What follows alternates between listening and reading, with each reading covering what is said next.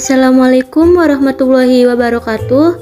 Saya Irnina Dwi Aknani dengan NIM 2103036023 dari jurusan Manajemen Pendidikan Islam, kelas MPI 1A.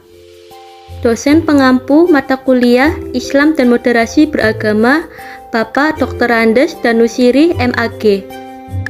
Video kali ini saya akan menjelaskan tentang moderasi beragama dalam bingkai keberagaman, toleransi, dan kerukunan. Indonesia adalah sebuah negara yang memiliki banyak sekali keberagaman yang terdiri dari keberagaman suku, bangsa, bahasa, agama, dan adat istiadat. Keragaman menjadi identitas negara Indonesia, memiliki nilai strategis dalam kancah dunia internasional. Dalam keanekaragaman, Indonesia mencetuskan sebuah semboyan, yaitu Bhinneka Tunggal Ika, yang artinya berbeda-beda tetapi tetap satu. Semboyan yang berasal dari bahasa Jawa kuno tersebut mengukuhkan bahwa sejatinya keragaman yang ada di negara Indonesia ini merupakan kekayaan dan keindahan bangsa Indonesia yang tidak dimiliki oleh negara lain. Pada umumnya, masyarakat Indonesia menganut 6 agama resmi, yaitu Islam, Katolik, Protestan, Hindu, Buddha, dan Konghucu. Keberagaman suku, agama, dan budaya di Indonesia menandakan bahwa Indonesia adalah bangsa majemuk yang harus terus dijaga keutuhannya. Namun, saat ini dunia dihadapkan pada munculnya pemikiran-pemikiran ekstrim dalam memahami ajaran agama, sehingga menjadi tantangan tersendiri bagi bangsa majemuk seperti Indonesia ini.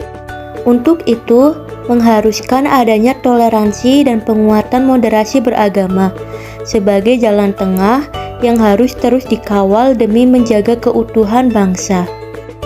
Lalu, apakah itu moderasi beragama? Moderasi beragama berasal dari gabungan dua kata, yaitu moderasi dan beragama. Keduanya memiliki definisi masing-masing. Secara bahasa, kata moderasi didefinisikan dalam bahasa Latin dan bahasa Arab. Kata moderasi dalam bahasa Latin yaitu moderatio, yang berarti kesedangan. Kesedangan yang dimaksud di sini yaitu tidak berlebihan dan tidak kekurangan. Selanjutnya, definisi kata moderasi dalam bahasa Arab diartikan sebagai al-wasatiyah. Secara bahasa, al-wasatiyah berasal dari kata wasat. Kata wasat ini memiliki padanan makna dengan kata tawasud, yang artinya tengah-tengah. Maksudnya, tengah-tengah di sini yaitu sikap seseorang yang moderat atau berada di tengah-tengah, tidak terlalu ekstrim kiri ataupun ekstrim kanan. Nah, penjelasan ini termaktub dalam firman Allah dalam Al-Quran surat Al-Baqarah ayat 143. Kemudian, definisi kata beragama. Beragama menurut Kamus Besar Bahasa Indonesia berarti menganut atau memeluk agama. Jadi kesimpulannya, definisi moderasi beragama yaitu cara pandang dan sikap seseorang dalam mengamalkan ajaran agamanya berada di posisi tengah yang seimbang, tidak ekstrim dan tidak berlebih-lebihan. Jadi, bagaimana? Apakah sudah tahu arti dari moderasi beragama? Istilah moderasi beragama muncul karena adanya dua kutub ekstrim, yaitu ekstrim ke kanan dan ekstrim ke kiri. Konsep dari ekstrim sendiri dalam politik memiliki makna berarti tergolong kepada kelompok-kelompok radikal, berlebih-lebihan dalam beragama. Tepatnya menerapkan agama secara kaku dan keras hingga melewati batas kewajaran. Dalam moderasi beragama itu sendiri, orang yang mempraktekannya disebut moderat. Jadi intinya, kunci moderasi itu tidak berlebih-lebihan, apalagi dalam masalah beragama. Kunci ini penting dipahami supaya setiap orang bisa mempraktikannya dalam kehidupan sehari-hari. karena segala sesuatu yang dilakukan berlebih-lebihan implikasinya bisa menjadi buruk. Seperti yang sudah dijelaskan dalam Al-Quran surat Al-Ma'idah ayat 77, yang artinya, katakanlah hai ahli kitab, janganlah kamu berlebih-lebihan atau melampaui batas dengan cara tidak benar dalam agamamu, dan janganlah kamu mengikuti hawa nafsu orang-orang yang telah sesat dahulunya atau sebelum kedatangan Muhammad, dan mereka telah menyesatkan kebanyakan manusia, dan mereka juga tersesat dari jalan yang lurus. Al-Quran surat Al-Maidah ayat 77. Lalu bagaimana sih contoh sikap ekstrim beragama yang berlebihan itu? Seseorang bisa disebut berlebihan dalam beragama ketika ia sengaja merendahkan agama orang lain, gemar menghina figur atau simbol suci agama tertentu. Nah, sikap ekstrim lainnya yaitu ketika seorang pemeluk agama mengkafirkan saudaranya sesama pemeluk agama, hanya gara-gara mereka berbeda dalam paham keagamaan.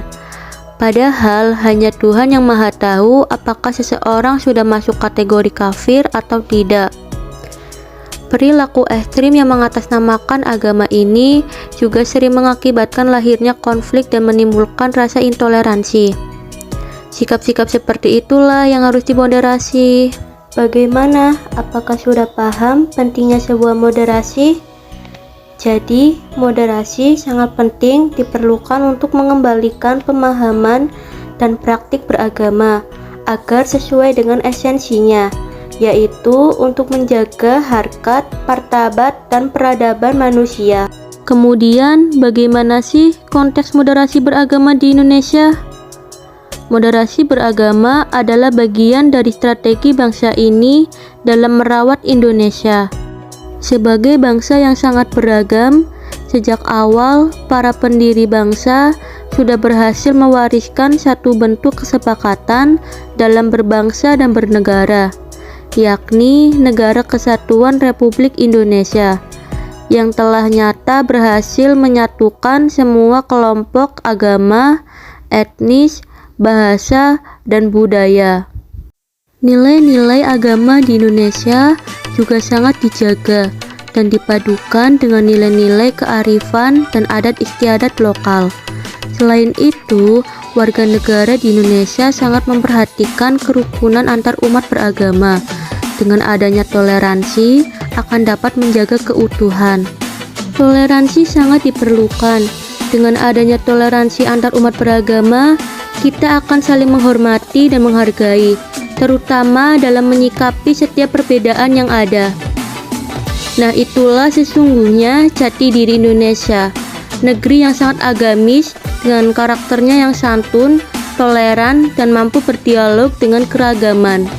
Jadi, dalam konteks moderasi beragama di Indonesia, moderasi beragama itu sesungguhnya adalah jati diri kita sendiri, jati diri bangsa Indonesia.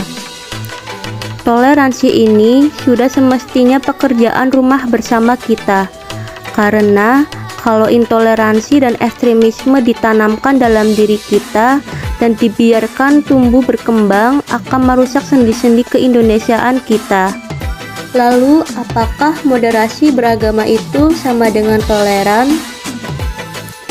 Toleran itu adalah hasil yang diakibatkan oleh sikap moderat dalam beragama. Jadi, moderasi itu sebuah prosesnya, dan toleransi itu adalah hasilnya. Seorang yang moderat bisa jadi tidak setuju atas suatu tafsir ajaran agama, tapi ia tidak akan menyalah-nyalahkan orang lain yang berbeda pendapat dengannya. Lalu, bagaimana sih toleransi dalam pandangan Islam?